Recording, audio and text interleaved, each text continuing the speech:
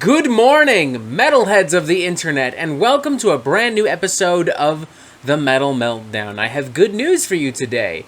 You no longer have to keep asking me about Survival of the Sickest from Bloodbath, because today we are going to review Survival of the Sickest from Bloodbath. Love the enthusiasm, folks. Thank you. Incredible. But in the future, please, going forward, can we at least attempt to exercise a little bit of patience? Please and thank you. That's all. Okay, let's get into it. Survival of the Sickest is the 6th studio album from this Swedish death metal supergroup. Big emphasis on super, might I add, because we have Johan Renks and Anders Nystrom, both of whom are from Katatonia, on bass and guitar, respectively, both of whom also providing backing vocals. On drums, we have Martin Axenrot, who up until very recently was the drummer for Opeth, and rounding out the whole thing on lead vocals, we have Nick Holmes from Paradise Lost. Bloodbath have been kicking around for just about 20 years by now, and while their lineup has changed a lot, within that time they've remained a reliable source for good old-fashioned meat and potatoes death metal brutality.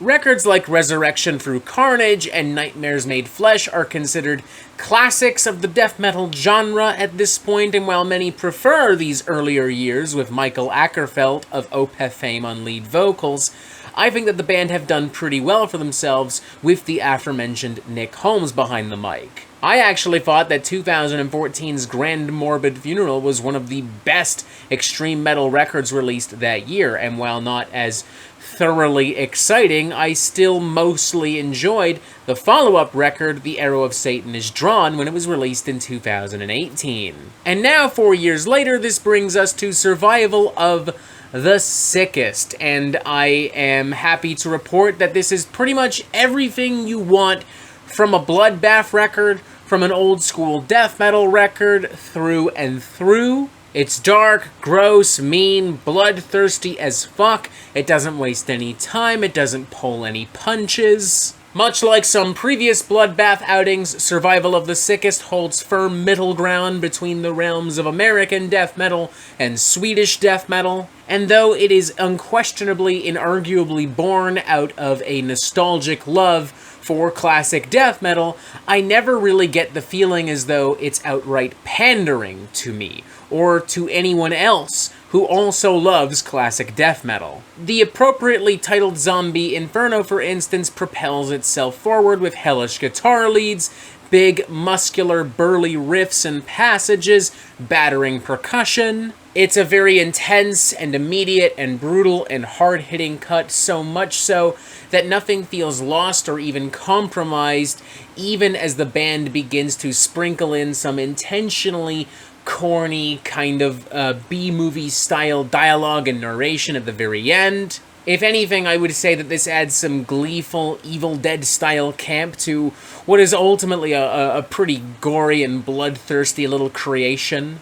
You've also got Malignant Maggot Therapy, which one moment is throwing whirlwinds of sick, twisted, churning grooves and patterns at you. The next, it's just bashing your skull straight the fuck in with some big, thick grooves. It almost kind of feels like every era of Cannibal Corpse kind of coming together into one song. Then there's Tales of Melting Flesh, which is cram-packed like a can of fucking anchovies with all of these incredibly dynamic and gruesome guitar riffs and melodies and licks. For me, it kinda ends up feeling like a really cool, unexpected fusion of like Left Hand Path era Entombed and Necroticism era Carcass. There are a lot of awesome collaborations on here, for instance Putrefying Corpse, which features Napalm Death's Barney Greenway, and Born Infernal and Carved, which feature Luke LeMay from Gorguts. The last time I heard Luke LeMay doing like very straightforward old school death metal probably would have been when Gorguts was doing records like Considered Dead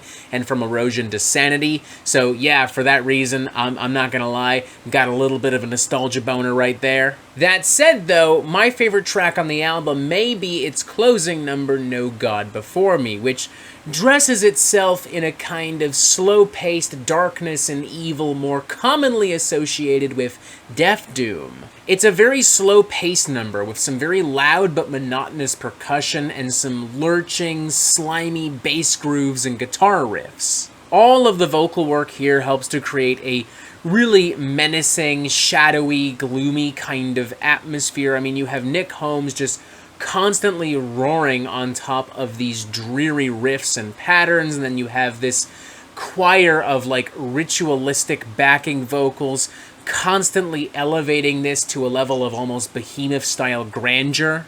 It doesn't just make for a thrilling conclusion to the record, but also a pretty cathartic one, a pretty disturbing one. Production-wise, I really don't think it gets much better than this for death metal. I mean, it's so fucking crusty, so fucking dark, so fucking heavy, but everything is still, like, really transparent. Like, you can actually hear the bass. You can make out what Nick Holmes is actually saying. Everything is transparent and has an equal amount of time in the spotlight. And speaking of Nick Holmes, honest to God, this is his best performance with Bloodbath to date, and one of his best performances on any record in a while. The dude sounds amazing. I know there are people that are really hoping that one day Michael Ackerfeld will wake up and realize how much he loves death metal and he'll rejoin Bloodbath, but I'm a realist. That's not going to happen, and even if there was a chance of that happening, I don't know if I want him to. I think Nick and Bloodbath go together better than peanut butter and motherfucking jelly. Not that I would know, because I'm allergic to peanuts, but that's not really the fucking point of this analogy, now is it? Now, one could very easily make the argument that the album is run-of-the-mill, cookie-cutter, one-dimensional, predictable, yada yada yada, and those people wouldn't be entirely incorrect, per se. I mean, it's not as if there's anything like drastically new or exciting or anything crazy ambitious being added to the Bloodbath sound on this album. But you know what, folks? I'm not sure that I care this time around. I get sent tons and tons of death metal records every single fucking week. Most of them sound the fucking same. Most of them are generic as fuck. Bloodbath is doing exactly what I want from classic old school style death metal.